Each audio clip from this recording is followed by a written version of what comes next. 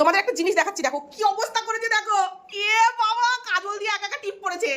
আবার আমি এ রাম, আমি কি করব, কি অবস্থা, এগুলো কি করেছিস তুই? এ ভগবান, এই ইঁদুরটাকে নিয়ে আমি কি করব? আয় আয় টিপ করছে আর এইভাবে পড়ছে ও টিপ।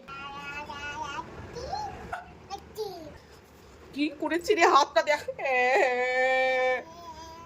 আমি কাঁদছো?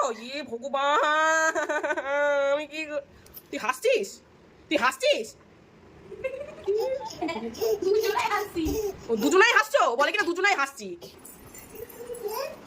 ইয়ে বাবা, আবার আয়নাতেও দেখতে চলে এসছে, কি জ্বালা রে বাবা। কেমন লাগছে তোকে দেখতে? ই সব খালি করে দিল আমার আলমারিটা, এ রাম। আমি তোকে ছোবো না, আমি তোকে ছোবই না, তুই দেখে নে।